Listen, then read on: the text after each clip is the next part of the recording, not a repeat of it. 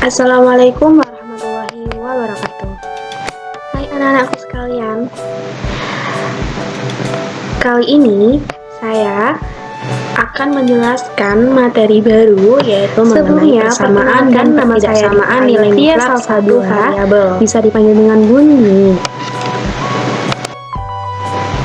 Nah, apa kabar anak-anakku sekalian? Saya harap kalian dapat mengikuti video pembelajaran hari ini dengan sehat walafiat, sehingga materi yang akan Bunda sampaikan dapat diserap oleh kalian. Sebelum pembelajaran dimulai, alangkah baiknya kita berdoa terlebih dahulu agar materi dapat bermanfaat bagi kita semua. Berdoa dimulai. Selesai. Nah, tujuan pembelajaran pada bab kali ini yaitu menjelaskan mengenai nilai mutlak, menjelaskan definisi dan konsep nilai mutlak, mengamati dan menafsirkan suatu permasalahan yang berkaitan dengan nilai mutlak, merumuskan pemecahan masalah konseptual yang berkaitan dengan nilai mutlak, menyelesaikan masalah konseptual yang berkaitan dengan nilai mutlak. Jadi perlu diingat bahwa bab kali ini terdapat 3 subbab. Yang pertama, nilai mutlak yang disampaikan pada pertemuan pertama atau video pembelajaran pertama, dan yang kedua ada persamaan nilai mutlak satu variabel yang akan disampaikan pada pertemuan kedua atau video pembelajaran 2. Dan yang terakhir, yang ketiga, ketidaksamaan nilai mutlak satu variabel yang akan disampaikan pada pertemuan 3 atau video pembelajaran ketiga. Tujuan pembelajaran tadi yang saya sampaikan adalah tujuan pembelajaran pada pertemuan pertama. Baik, lanjut ke pertemuan pertama, yaitu mengenai nilai mutlak. Pastinya anak-anak sudah tahu apa itu nilai mutlak, karena pada jenjang sebelumnya anak-anak sekalian sudah mempelajari nilai mutlak. Pada slide ini saya akan menampilkan secara sederhana supaya kalian mengingat apa itu nilai mutlak. Di sini terdapat beberapa batu dan seekor katak dengan masing-masing jarak. Semisal katak melompat dari titik 0 ke titik 2, berarti katak lompat sebanyak 2 lompatan. Lalu ketika seekor katak ini berbalik arah ke titik negatif 1, maka katak berbalik arah sebanyak 3 lompatan. Jadi total lompatan yang dilakukan oleh katak ada berapa anak? Ya, ada 5 lompatan. Inilah yang disebut nilai mutlak. Bagaimana? Sudah ingat bukan? Perlu diingat lagi bahwa nilai mutlak pada kasus yang saya sampaikan tadi, dengan kasus apa? Jarak. Dan jarak tidak pernah negatif. Begitu pula dengan nilai mutlak. Nilai mutlak selalu positif. Lanjut ke definisi nilai mutlak.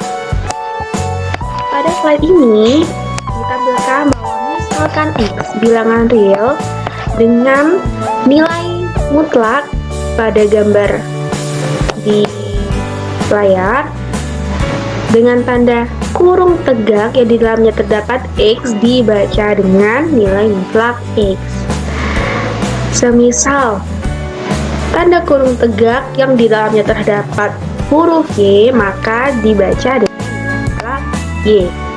Begitu pula dengan yang lain, dan dapat didefinisikan sebagai nilai mutlak X adalah X jika X tersebut lebih dari sama dengan 0 dan negatif X jika X tersebut kurang dari 0. Dapat kita simpulkan dari definisi nilai mutlak, yaitu ketika nilai mutlak suatu bilangan positif atau 0 adalah bilangan itu sendiri. Sebaliknya, ketika nilai mutlak dari suatu bilangan negatif, maka hasilnya adalah lawan dari bilangan negatif. Bagaimana? Sudah paham? paham? Baik, lanjut ke slide selanjutnya. Bundi anggap kalian sudah paham. Langsung ke contoh soal. Nah, di slide terdapat dua contoh soal. Contoh soal pertama yaitu nilai mutlak 2 adalah 2. Seperti yang dikatakan di awal bahwa nilai mutlak bilangan positif adalah bilangan itu sendiri. Semisal nilai mutlak 4 sama dengan 4, nilai mutlak 15 sama dengan 15, nilai mutlak 115 sama dengan 115. Nah, kedua ini bedanya terdapat simbol negatif. Dibaca nilai mutlak negatif 2 adalah 2. Kembali lagi ke awal bahwa hasil dari nilai mutlak bilangan negatif adalah kebalikannya. Hasilnya selalu positif. Semisal nilai mutlak negatif 1040 sama dengan 1040. Nilai mutlak negatif 7 sama dengan 7. Nilai mutlak negatif P sama dengan P. Bagaimana? Sudah paham? Lanjut ke contoh soal yang kedua. Tentukan nilai mutlak X ditambah 6 untuk X tersebut bilangan real menggunakan definisi nilai mutlak. Sudah tahu bukan? Karena di slide juga sudah tertampilkan penyelesaiannya. Jadi penyelesaiannya yaitu di mana terdapat dua kemungkinan, yaitu X ditambah 6 jika X ditambah 6 tersebut lebih dari sama dengan 0. Dan kemungkinan kedua yaitu negatif X ditambah 6 jika X ditambah 6 tersebut kurang dari 0. Dan menghasilkan dimana X plus 6 jika X tersebut lebih dari sama dengan negatif 6.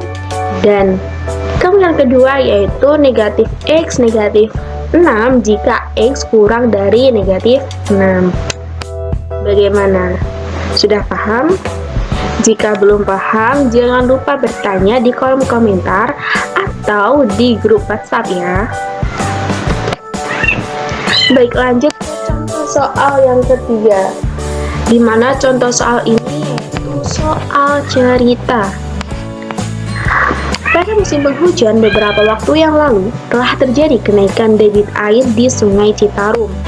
Ambang batas normal debit air di sungai tersebut berkisar sekitar 400 meter kubik per sekon. Sebagai acuan untuk menentukan status kewaspadaan banjir di sungai itu, tentukan fungsi nilai mutlak peningkatan dan penurunan debit air tersebut dengan perubahan dalam bentuk liter per detik. Bagaimana? Sudah terdapat gambaran? Baik, langsung ke penyelesaiannya. Diketahui ambang batas normal debit air kita misalkan dengan X, di mana X ini yaitu 400 meter kubik per sekon. Lalu soal tersebut menanyakan tentukan fungsi nilai mutlak peningkatan dan penurunan debit air tersebut dengan perubahan dalam liter per detik. Jawabannya yaitu hal tersebut dirubah ke dalam bentuk fungsi. Jadi, fungsi ambang batas normal debit air atau fungsi X sama dengan Y sama dengan X dikurangi 400. Bagaimana? Baik, saya ulangi lagi.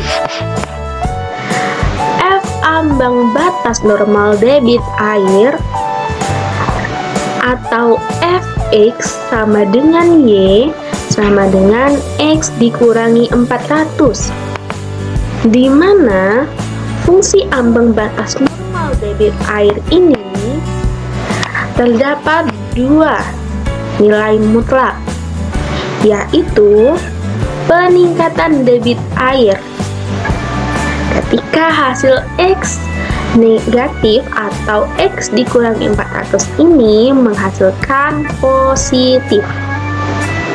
Dan kemungkinan kedua yang ditanyakan yaitu penurunan debit air. Jadi X negatif 400 atau X dikurangi 400 menghasilkan nilai negatif, sehingga terjadi penurunan debit air.